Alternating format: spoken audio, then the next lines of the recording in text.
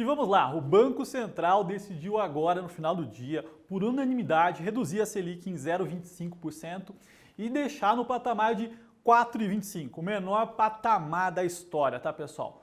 Juntamente com essa decisão veio o comunicado e eu vou fazer uma análise aqui e falar dos próximos passos. Bom, o que o Banco Central identifica, né, que tem nesse comunicado? Falando do lado econômico, a economia segue em retomada gradual, que a gente vem falando aqui no canal, né? Os últimos dados aí de varejo em produção industrial, mesmo as proxies do PIB, mostram uma retomada numa velocidade um pouco melhor do que se tinha, então isso é positivo. A inflação está adequada para a condução da política monetária, esse afrouxo que a gente tem com esse ciclo que a gente iniciou já faz algum tempo, então isso está de acordo. E o cenário externo é positivo e é positivo para as economias emergentes. Então a gente tem um cenário, né, Estados Unidos, Europa e Ásia aí também dando uma liquidez no mercado, então não tem nenhum risco aí de alta de juros pelo mundo que faça com que o diferencial de taxa de juros seja ruim para o Brasil. Então, tudo isso justifica essa redução, né? E aí, no balanço de riscos, né, que o BC faz, que é o seguinte, né? Ele mostra, nesse momento, a capacidade ociosa da economia ainda é alta, ou seja, tem as fábricas, indústrias, empresas têm espaço para crescer produção, né, sem precisar fazer grandes investimentos, várias contratações, ou seja, capacidade ociosa, isso dá uma certa folga para a inflação, né? A gente não corre o risco da economia voltar a crescer mais rápido e aí ter uma inflação maior, dado esse ponto da capacidade ociosa da economia.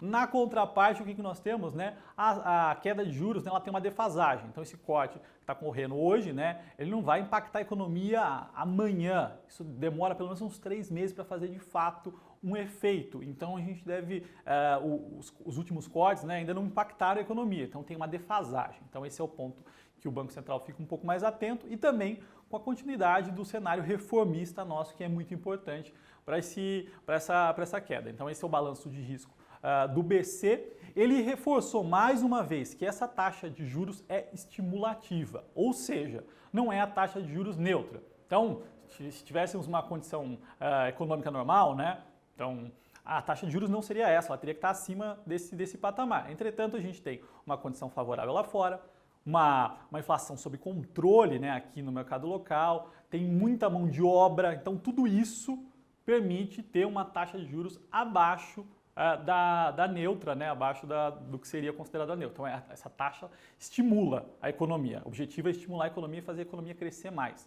Então é isso que a gente vai ver aí em 2020, isso a gente já tem colhido alguns frutos, né, a economia já está retomando numa velocidade um pouco maior em função da taxa de juros, mas deve acelerar ainda mais e um dos pontos são esses cortes na taxa de juros. O que é importante também ressaltar, né, o que permite que a taxa de juros fique num patamar estimulativo? Bom, um dos pontos principais são as reformas, né? Então, ano passado a gente aprovou a reforma da Previdência, a gente tem uma pauta, né, que não grandes reformas, mas pequenas reformas, micro, controle dos gastos públicos, essa visão mais liberal permite uma taxa de juros menor nesse momento. Então tudo isso é a base dessa Selic aí de 4,25, que é a menor da história, né? Até é difícil para o brasileiro entender que não existe mais 1% de juros ao mês, pelo contrário, né? A taxa de juros nossa é comparável à de países de primeiro mundo.